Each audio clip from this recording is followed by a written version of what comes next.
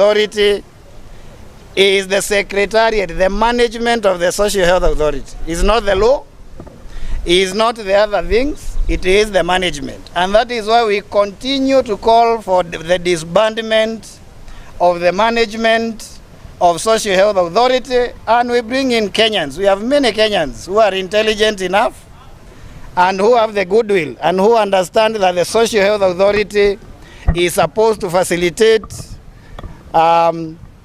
that we can be able to achieve the universal health coverage. Deliberately, the government have chosen to work with a system that continues systematically to fail.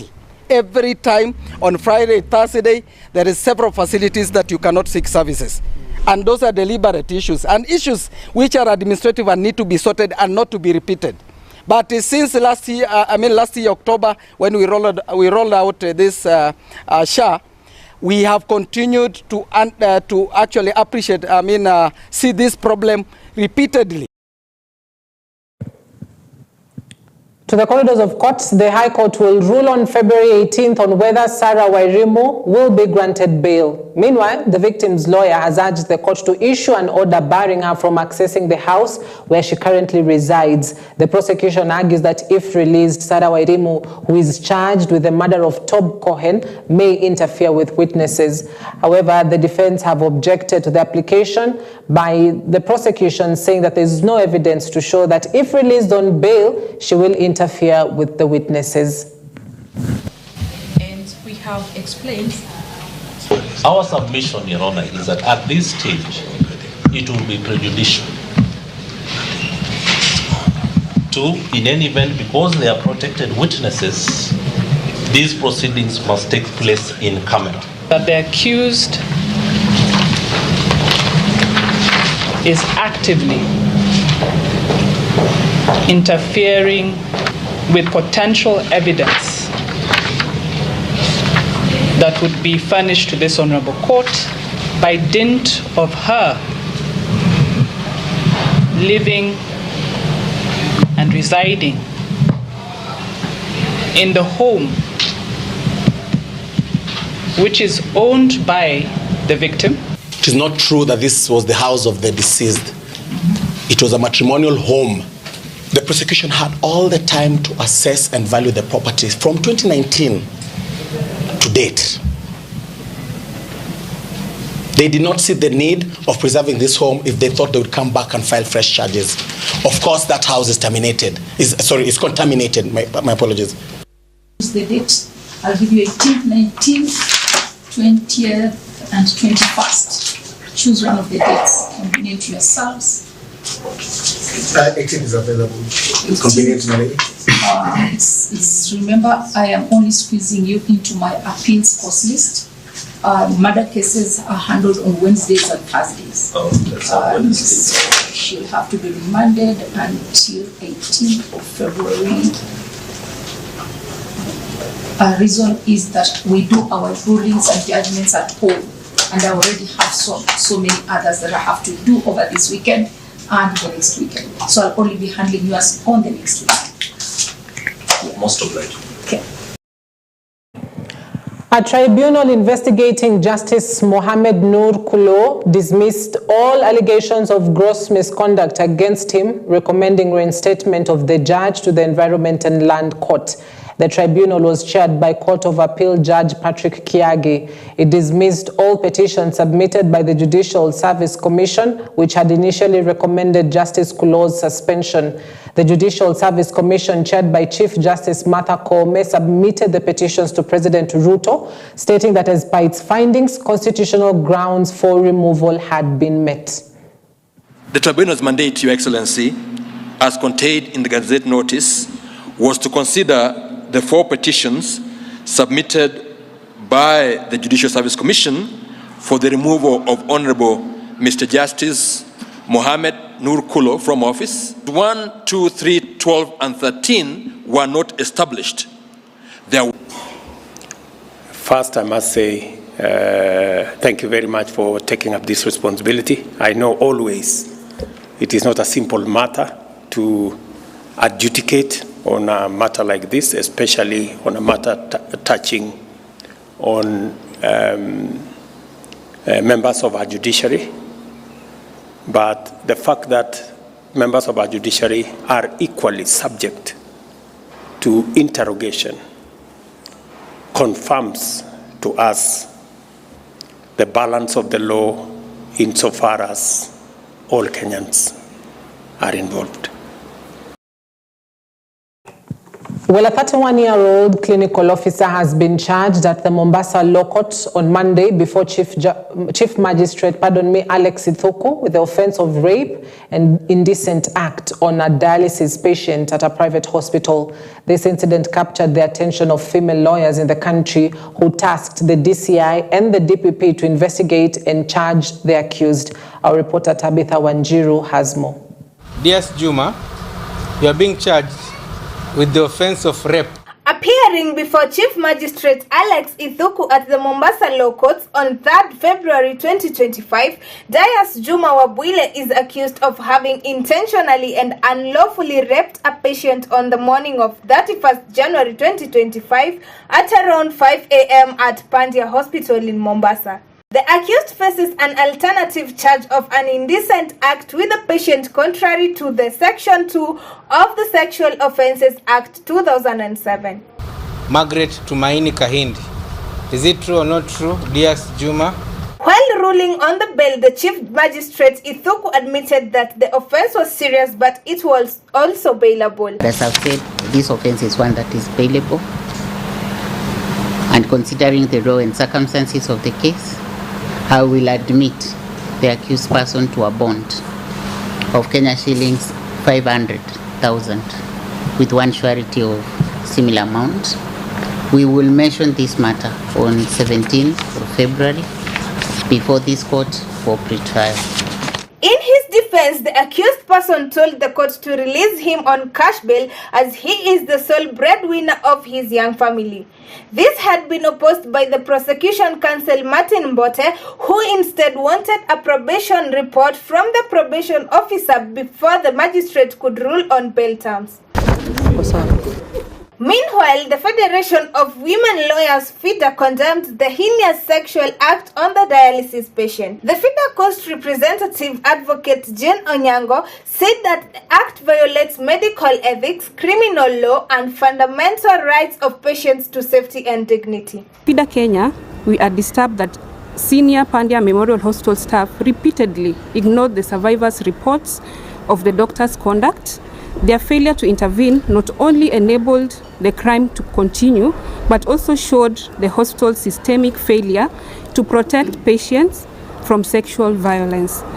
They aided this crime through their indifference and inaction. FIDA Senior Legal Counsel Terry Mwongeli said that they will offer free legal representation and psychosocial support to the patient. It is expected that henceforth, after this, the matter might go viral and she might be getting a lot of intimidations and threats. So we shall also be working closely to ensure that her security is guaranteed. Thank you. Ikiwa umekuwa na kesi kama hiki, ujitokeze. Unaweza kujitokeza, kuna police stations siku hizi wako na agenda desk ambao pia tumeona wanafanya kazi kwa njia ambayo ni nzuri, na pia kuna civil society organization zote mahali huko, ndugu yangu alizitaja zingine. Ukienda katika hizo ofisi tutapata hiyo kesi na tunaweza kuziweka pamoja vile dadangu anasema, alafu tutaona ni njia gani ambayo tunaweza kusaidia nayo. FIDA Kenya now wants the Kenya Medical Practitioners and Dentists Council KMPDC and the Nursing Council of Kenya NCK to suspend the licenses of all those involved until the completion of the investigation. Tabitha Wanjiru, EBN TV. Deputy President Professor Kindiki has asked government critics to tone down their rhetorics and allow them work, as they still have 3 more years to the end of the first term in office. Kindiki was speaking in Karen at a consultative engagement with elected leaders, professionals, economic sector stakeholders, and grassroots leaders from Samburu County on priority development projects and tracking the implementation of government programs. Na mimi naomba wakosoaji wa serikali, be fair. Be fair. Be fair, because you know, Rais Ruto hakusema hii mambo yote atafanya in a day or in a week. He has a 5-year term. So those questions will come at the right time. Lakini also we don't mind you reminding us what we said, because you are helping us achieve our targets. Kwa sababu sasa once we achieve our targets, I wonder what these characters will say. Sababu sasa hii wanasema hii haijaanza, hii haijakamilika, itakamilika.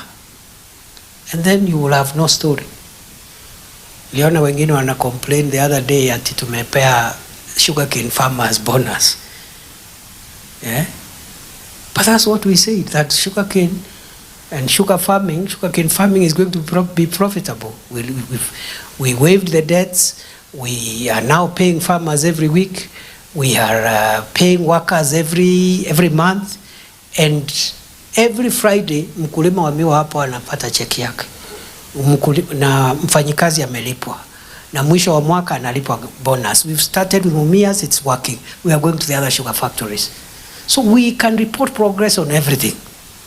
So wale wanashangaa na bonus ya sugarcane bado hawajaona. We will do more. They will even be perplexed, because you could see even in the press conference they were looking disturbed. Yani wanashangaa pesa imetoka wapi? Well, the pressure is piling for Public Service Cabinet Secretary Justin Muturi to resign due to his frequent accusations and attacks on President William Ruto's government. Member of Parliament for Chesumei in Nandi County, Paul Biego Polo, has said that it is misconduct and humiliation of the office of the President and his cabinet secretaries for Muturi to criticize the government, even though he has a responsibility as a CS in the government to provide solutions.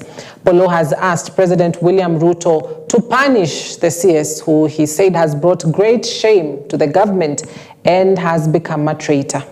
CS Justin Muturi, you have said that nobody or young legislators cannot tell you anything. And you have shown that you have no confidence in this government. We call upon you, Justin Muturi, if you are seeing that this government is not working either for the people of Kenya or working for you, then the simple thing is for you to resign. Why are you still in office and then you are criticizing the same government who you are being paid for to do work? You are supposed to be criticizing yourself. So come out very clearly so that we know your stand. You are a very senior legislator. You are once a speaker. You are once an attorney general, and we do not expect that from you. So I'm calling upon you to either toe the line or you resign. And I think that is going to be the best thing for Kenya.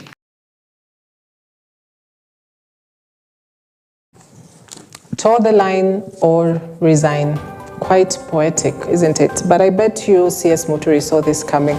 So at that point, allow us to take a quick breather. We'll be back shortly with more news making headlines across the country. Mengi ya mahakama. Sasa mbona mnasema Martha Koome aende? Mbona usemi Judicial Service Commission yote ibunjwe? Mbona mutaki kusema hiyo Judicial Service Commission ichunguse hayo maneno? Kama wewe ukiwa wakili, kama wewe ukiwa mtu binafsi, jambo likitokea ni jukumu lako kwenda kuleta evidence ya kuonyesha huyo jaji ni corrupt. Wale wanataka kuingiza siasa ati Martha Koome aende, mimi nasema Martha Koome usiende na kuna pahali unaenda. Na sio kila pahali Mumero hapo kuwe kuna vacancy. Hapo kwa Martha Koome hakuna vacancy. Huyo mama ataendelea mpaka wakati wake ufike, na sisi kama Wameru ni jukumu letu hata kuongea na kusaidia Mama Koome kufaulu pale kwa mahakama. Na sisi kama wabunge tutasimama na Martha Koome, tutaendelea kumsupport mpaka amalize shida yote ambayo tuko nayo Kenya hii. Na tujue hata serikali, makesi yote mengi ya serikali imepotea. Meaning kuna fairness pale kwa judiciary. Na sisemi hatuna majaji ama mawakili ama magistrate ambao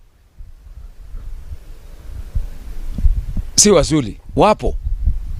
Lakini that is not enough justification to point a finger on the Chief Justice of the Republic of Kenya. It's a reprieve for matatu owners in Nairobi after the High Court issued orders directing the National Transport and Safety Authority, NTSA, to release all impounded vehicles and return their confiscated registration plates. High Court Judge Bahati Mwamuye issued the directive pending hearing and determination of the case filed by Nganya Association. The matatu owners, represented by lawyer Danstan Omari, have challenged the NTSA's directive, arguing that the crackdown is unlawful. The matatu operates on key routes including Embakasi, Kiambu Road, Ongata Rongai, and Thika Road to Juja. The operators claim that they have suffered massive losses due to the enforcement measures which have left their vehicles grounded. Manyankas has been a culture in Kenya for the longest. So I don't think we can wake up one day and then we try to kill a culture that most of the population, young people in Kenya, mostly in Nairobi, really want to use the like a matatu culture will no longer be there. Kutakuwa na a lot of lack of kutakuwa na employment for our people, and most of us will suffer when it comes to that, kwa sababu wengine matatu is our source of income. It has been the habit of the NTSA and the police officers to impound motor vehicles, to behave as if they are the judges, they are the prosecutors. They impound vehicles, they take away the number plates belonging to these motor vehicles, rendering a lot of young men, the youths of this Republic of Kenya who rely on this industry, rendering them poor and destitute. To an extent that we have had even an increase in crime, because we have young men who are not involved in any gainful activity, largely because the NTSA and the police officers in charge of the traffic have arrested, impounded, without any justification, lawful justification for that matter. So for that reason, we have had my lord speak some sense to these people who are in these public offices and told them that they should forthwith release these motor vehicles that have been impounded without any court order or without any lawful justification. My voters. And they approached me to defend them against what is blatantly illegal. One issue that is very clear is that the police and the NTSA impounded these vehicles since around November. Those vehicles are lying idle. Some at the police stations, some of these vehicles are at home, because you can't be on the Kenyan road minus a number plate. Some of my members here were arraigned before this Milimani traffic court and they were fined.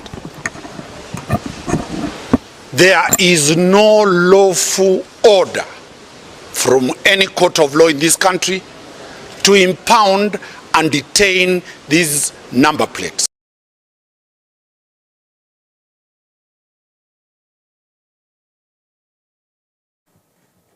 Anti-femicide groups have put the 102 Kenyan women legislators on the spot over increased gender-based violence and femicide in Kenya. According to Africa Data Hub, in 2024, Kenya recorded the worst femicide cases and 170 women were killed. And as Destiny Mbadha reports, the government has disbursed 100 million shillings in support of the initiative. Lea Sankire, the chair of KEWOPA, mentioned that their initiative, known as Komesha Duluma, received 100 million in funding from the government. However, the MPs faced criticism for alleged mismanagement of these funds and duplicating efforts that civil rights groups have been undertaking in their campaigns over the past year. Martin Lunalo, the executive director of Reproduction Health Champion, criticized the MPs, stating that they have not fulfilled their legislative responsibilities. The problem is the government. The buck stops at the government institutions. Why is it that we haven't gotten any justice of the murderers that have been killing women since we started this campaign? We want to tell the national government, how comes you've not come up with a progressive legislative agenda, progressive legislation that is securing our women? National Gender and Equality Commission, you are an institution given powers and mandate by the Constitution. We are not supposed to be seeing you as well begging and crying the way we are doing. The women of this country depends on this institution to do an oversight in terms of the implementation of policies that have been put into place by the government. How comes you haven't seen any of the report that is suggesting the strategies to make sure that our women are protected? Lunalo made his remarks in Nakuru during the 1-year anniversary of the End Femicide in Kenya campaign, expressing that women have been silent and absent from the conversation. He raised concerns about the inflated funds allocated for administrative purposes and criticized the fact that the gender departments across the 47 counties receive the lowest budgets and lack necessary resources. The most least funded departments across the country. Where is the problem? Is it that the leadership in those departments could not come up with a requisition note to request money from the county assemblies? If that is the problem, is it legislation? We are willing to help you come up with legislation that will make sure that it's attracting resources to the people. Daisy Achieng, the coordinator for femicide, urged the National Gender and Equality Commission to fulfill its oversight role as outlined in the Constitution and provide feedback for effective implementation. She pointed out that women have been vocal about their struggles, but their pleas have not gone unheard. Achieng called for stricter measure against those guilty of gender-based violence and femicide, arguing that the current penalties, including prison sentences, are insufficient and that harsher punishment are warranted. Kutoka 2024 mpaka sasa naona hizo vita zinazidi, ni kama tunaimba kwa sikio la kufa, na tuelewi nini inaendelea. Tungependa pia mambo kama hiyo ikiendelea, watu hao wakuua wanawake ama wakudhulumu wanawake wangechukuliwa hatua wakali sana. Ukiangalia saa hizi nikiwa na gari nikiendesha gari vibaya, kuna kitengo ambayo imetengwa ya traffic. Tungependa hata mambo ya femicide na GBV kuwe very special, because hata bila mimi Kenya haiwezi endelea mbele, bila mwanamke mwingine Kenya haiwezi endelea mbele. Mary Liz, a woman rights activist, stated that the government fails to engage with grassroots communities and civil society organizations when developing action plans. She noted that this lack of consultation leads ineffective strategies, as civil rights groups and local voices are not included in planning processes. Destiny Mbada, EBN TV.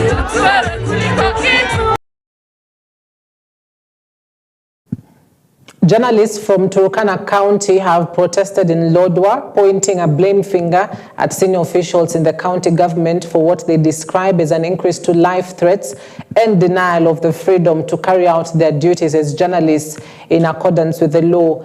About a week ago, Turkana journalists aired a piece about the demolition of a kindergarten class in Kapo Primary School, a class that was built by comedian Eric Omondi, a demolition exercise allegedly carried out by senior officials of the Turkana County, led by the Turkana CEC for Education, Will Justus Lopeyok. It is said that this particular story has not pleased leaders, top leaders in the county, and they have started threatening journalists through messages as well as phone calls, while those who were interviewed for the information also claim that their lives are in danger.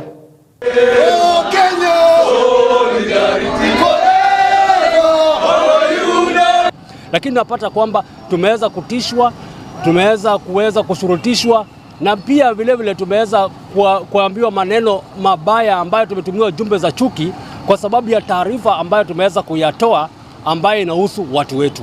Leo tumekuja hapa, tunataka tukemee tabia hiyo ya kutishia wanahabari, na wajue kwamba sisi we are just messengers. Yote ambayo tunapeperusha ni kupeperusha mambo ya ukweli, na watu ambao wametueleza mambo kama hayo ndio sisi tunaongea na kupeperusha mambo hayo. Hatuwezi kubuni mambo yetu sisi wenyewe. Ndio maana tuko hapa, tunataka tuambie taasisi husika, county commissioner ambaye ni mwenyekiti wa taasisi ama mwenyekiti wa usalama katika kaunti ya Turkana waweze kujua kwamba wanahabari wako taabani hapa. We are calling upon the security agencies to protect us. Sisi ni wale ambayo kwamba tunapeperisha taarifa ya wale ambayo kwamba ni wanyonge. Tafadhali, inciting the public against the media, it is very wrong. Let us shine away from that. Habari. Na kazi yetu kama wanahabari ni kuweza kupeperusha habari jinsi ilivyo, iwe mzuri au mbaya. Sisi kazi yetu ni kuleta wazi katika jamii. Kwa hivyo naomba ya kwamba tuweze kushikana ili tuweze kuona ya kwamba hili tatizo tuweza kutatua namna gani. All right, to our final story of the night, over 250 teachers, mathematics teachers in particular across the country, converged at the Kibabi University in Bungoma for a training project meant to improve teacher-learner performance in classrooms. The event, dubbed Knowledge Generation, Mobilization and Strengthening Teacher Capacity, saw selected teachers from different counties sharing knowledge on how to best tackle mathematics subjects in the current CBC curriculum. The project, which is about the use of technology and data in teaching, is aimed at understanding why learners make errors in mathematics, as well as preparing them for future economic engagements. Thank you very much for the MIPI project. We are very grateful because we know that you're going to eliminate ease. Our teachers are going to be better teachers because they're going to improve on the instructional methods. And I believe in the next exam, at the end of this year, we'll have less ease. And the learners are going to love mathematics.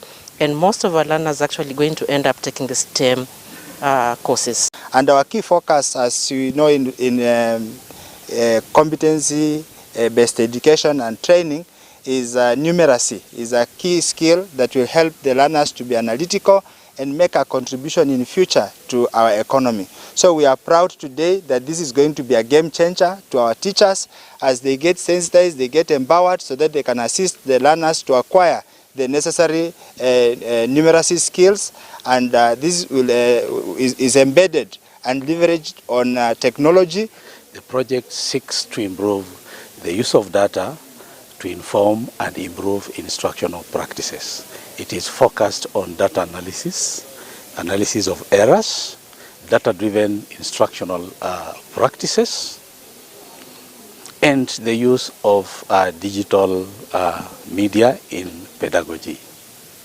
We look forward towards improving the learning outcomes of us learners and promote gender equality and inclusivity in mathematics instruction.